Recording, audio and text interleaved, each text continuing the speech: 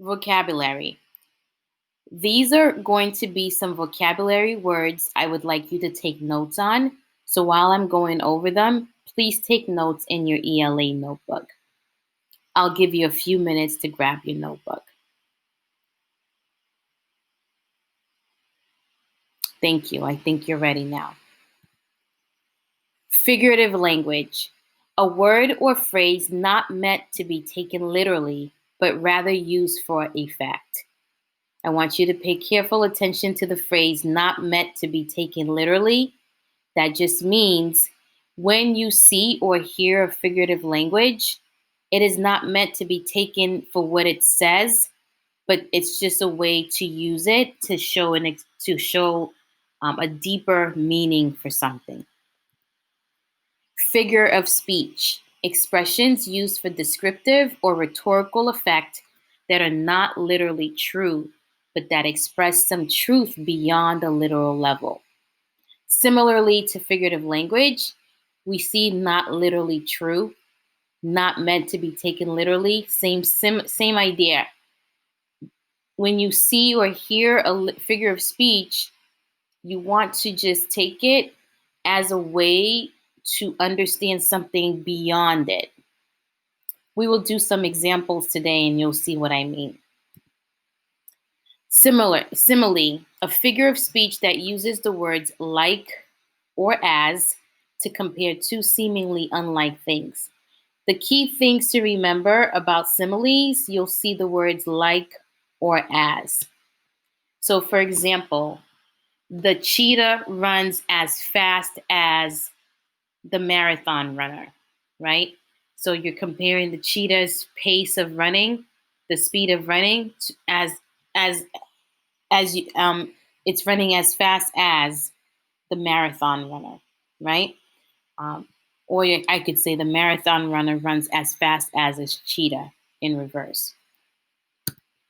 Personification, a figure of speech in which an animal, an object, a force of nature, or an idea is given human form or qualities. The key phrase I want you to pay careful attention here is human form or qualities.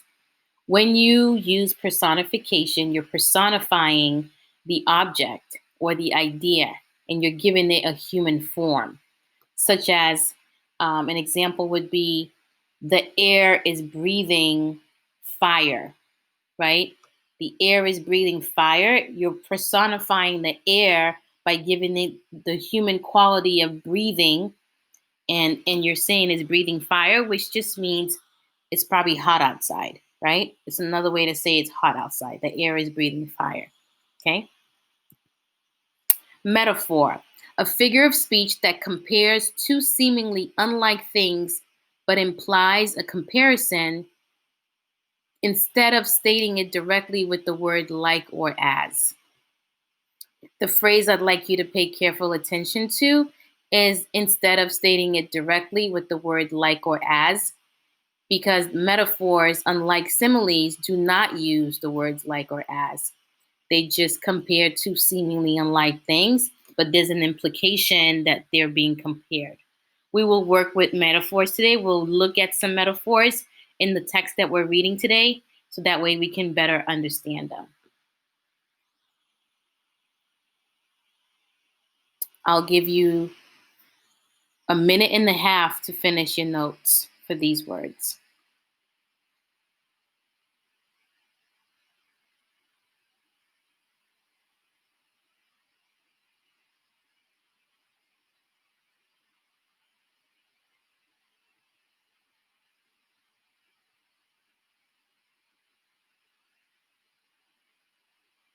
Okay, so I'm going to move on, but I'm sure you've captured um, most of them. But we'll recycle. We'll keep going back, and you'll be able to catch on as we go.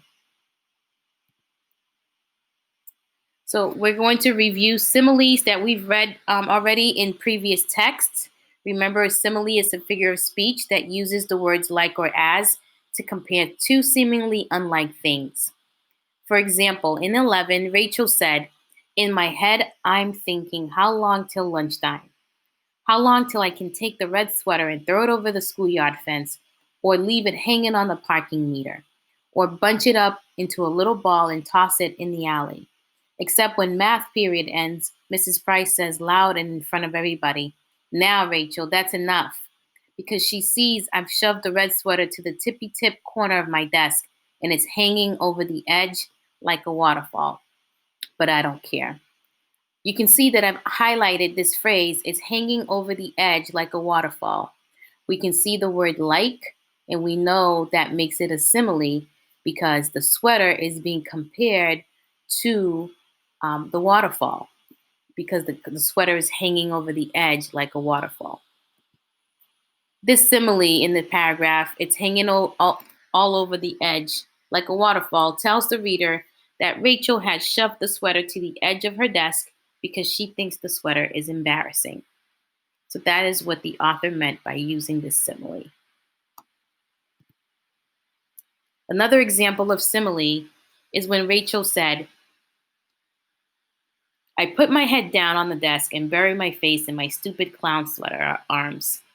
My face all hot and spit coming out of my mouth because I can't stop the little animal noises from coming out of me until there aren't any more tears left in my eyes. And it's just my body shaking, like when you have the hiccups. And my whole head hurts, like when you drink milk too fast." We can see the two similes are highlighted, like when you have the hiccups, like when you drink milk too fast. Let's see what the description is for that, the explanation. Well, these similes about her body shaking like when you have the hiccups and her head hurting like when you drink milk too fast connect to unpleasant experiences most readers have had.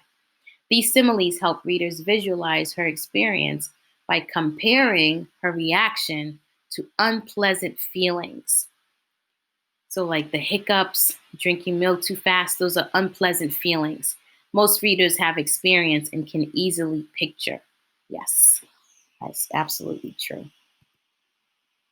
Another example of simile was in the text The Red Scarf Girl, when Ji Li Jing said, "Thin Face and the woman left saying they would be back to get my statement." Without knowing how I got there, I found myself in a narrow passageway between the school building and the schoolyard wall. The gray concrete walls closed around me and a slow drizzle dampened my cheeks. I could not go back to the classroom and I could not go home. I felt like like a small animal that had fallen into a trap, alone and helpless, and sure that the hunter was coming. As you can see, I've highlighted the simile. Again, I felt like a small animal. So the character Ji Li Jing is comparing herself to a small animal that's trapped or falling into a hole, alone and helpless. And let's see the explanation for this simile. It connects to how Ji Li Jing felt torn about choosing between being loyal to her dad and being loyal to the Communist Party of her home country, China. She felt stuck, scared, hopeless.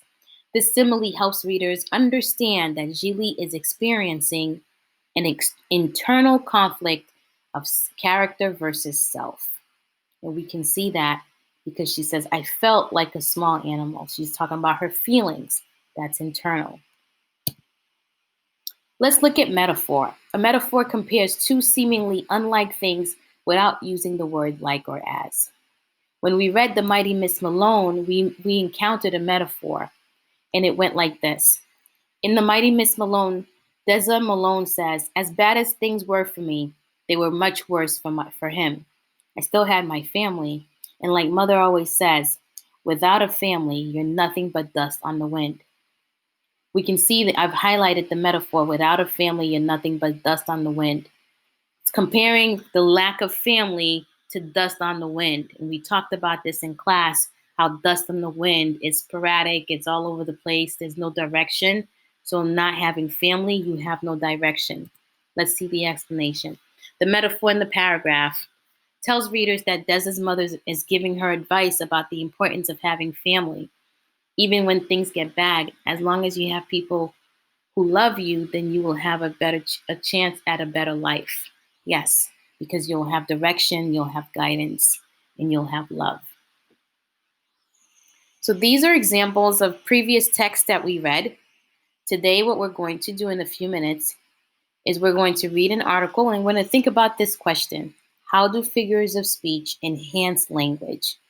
As you can see, I've highlighted the word enhance because I want you to think about this word. And this word means,